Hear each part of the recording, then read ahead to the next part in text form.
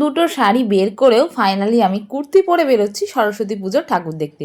মেয়েকে তো রেখে দিয়েছি মায়ের কাছে, আসলে মেয়েকে নিয়ে বেরোনোরই কথা ছিল, কিন্তু ওই যে সারাদিন পুজো পাড়ের কাজকর্ম করতে করতে রান্নাবান্না করতে করতে এত লেট হয়ে গেছে যে একটু রেস্ট না করলে পারলাম না। রেস্ট করতে গিয়েই সন্ধে লেগে গেছে, তাই মেয়েকে রেখে দিয়েছি মায়ের কাছে, কারণ ঠান্ডার দিনে মেয়েকে নিয়ে বেরোতে দেবে না মা রাত্রেবেলায়। তো যাই হোক, মেয়ে একটু বড় হলেই কিন্তু ওকে নিয়ে বেরোবো। তো আমরা এই দেখো চলে এসেছি ঠাকুর দেখতে। আর এইখানেই মানে ফার্স্টে ভেবেছিলাম যে মোমো খাবো, কিন্তু কোনো জায়গায় ভেজ মোমো আমরা পাইনি। তো তারপরে শিবত সিং কলেজে আর কি ঠাকুর দেখে নিলাম, খুব সুন্দর ঠাকুর করেছে, প্রায় সব জায়গাতেই ভালো ঠাকুর করেছে আর ঠাকুর করেও। এবার আসি শাড়ির কথাটায়। আসলে দুটো শাড়ি পরেছিলাম আমি, বাট আমার পছন্দ হয়নি। আমি ভেবেছিলাম একটা হাইনেক সোয়েটারের সাথেই পরবো, ব্ল্যাক কালারের, তবে ওই যে বললাম ভালো লাগছিল না। কিন্তু ভেবেছিলাম যে শাড়ি পরেই বেরোবো।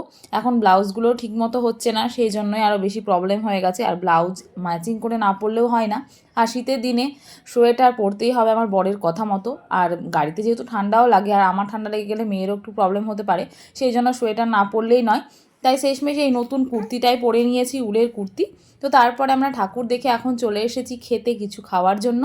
স্পাইসে গেছিলাম, এখানে পুরোপুরি ভেজ খাবার পাওয়া যায়। তো এখানে এখন দেখছি যে রুফটপ করেছে, তো উপরে আমরা বসেছিলাম।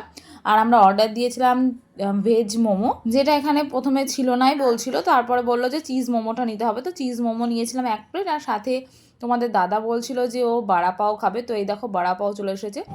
এটা আমি প্রথমবার ট্রাই করলাম, বাট এটার মানে প্রাইসটা আমার কাছে অনেকটা বেশিই লেগেছে, তবে ভালো খেতে ছিল।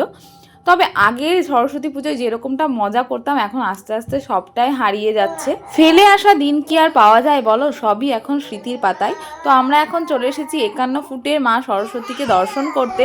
এই ঠাকুরটা দেখেই মায়ের জন্য চাউমিন নিয়ে কিন্তু আমরা বাড়ির দিকে